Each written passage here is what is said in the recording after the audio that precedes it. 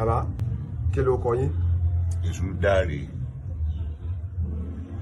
abọ́rẹ̀ Aláàfin àwẹ̀dá Jagun èṣù. jagun eléṣù. Ìjẹ́ kó tó di wípé èèyàn ṣe orò èṣù, ìjẹ́ èèyàn gbọ́dọ̀ kọ́ ṣe orò Ifá. àìsí orò Ifá o àìsí orò Ifá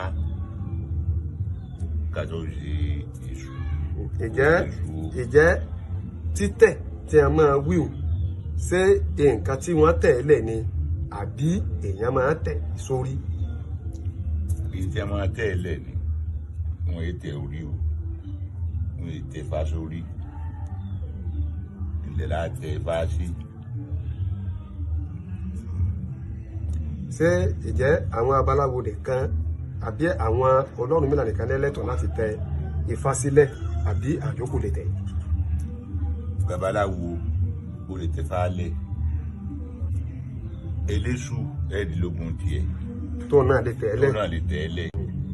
Àwọn Muslim àná ń tẹ̀yàn rìn àná ń tẹ̀yàn rìn pẹ̀lú eléṣù ẹ̀ẹ́dínlógún ní èèmọ̀ bí. Ìgbà títẹ̀ ni títẹ̀ tó kì í ṣe àtẹ̀sórí. Àtẹ̀sórí kọ́ o. Ṣé àwọn ìdílé yín eléṣù ni wọ́n? Fámílì wa eléṣù ní pápátá, fámílì bàbá wa ní Elegun eléṣù gbogbo wọn àti bí èṣù ní eégún jáde pé kí wọ́n wọ eégún nínú ilé pẹ̀lú eléṣù gbogbo wa nínú ilé eégún. He sent his family is a priest. Ṣùgbọ́n is for the compact is Elegun Aniegun compact. So in the Elegun compact, his family after Èṣù send him, he need to the house to the Egungun is Elegun. Ṣùgbọ́n his family is Èṣù. It's really for the family. Ṣùgbọ́n this place is Elegun compact. So Baba send him is lame is Jagun Èṣù. Èṣù dáre àwẹ̀dá. So is Jagun Èṣù in Ọ̀yọ́.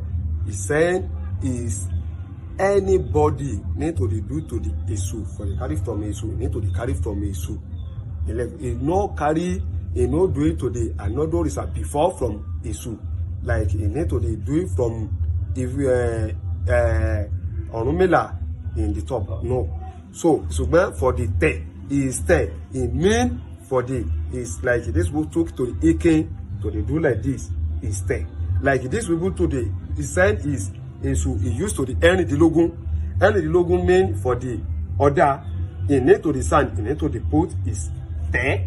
So is Muslim people used to the yearning for the te. So is te is not is for the everybody is not for the Ọ̀rúnmìlà is te. Only thing for the Jagun.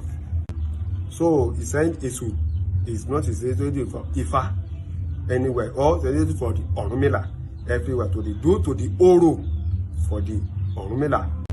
He said is there no meaning for the anybody for the carry for the enemies Orisa. He said is there for the you do like this for the there or you don't do like this or for the hearing for the doing only thing he said there is nothing carry from Orisa. Èṣù gbogbo ìsàlùsùn mọ́ bàbá da orógbó ó sọ pé ká lè bọ Ifá tá a bá da orógbó ó sọ pé a lè lé pé nǹkan báyìí ó sọ pé ká lè bọ Ṣàngó ó sọ pé ká lè bọ Ògún kò sí tí orógbó ò lè sọ ni àfi máa fi orógbó béèrè pé kí ni ẹ̀sìn tí ń bẹ ní abẹ́ wa tó yẹ kọ́rọ̀ máa wà ilé ìwé sọ pé Èṣù jẹ́ ọ̀gá gbogbo wọn gbogbo orógbó àfi ń lé nǹkan ni.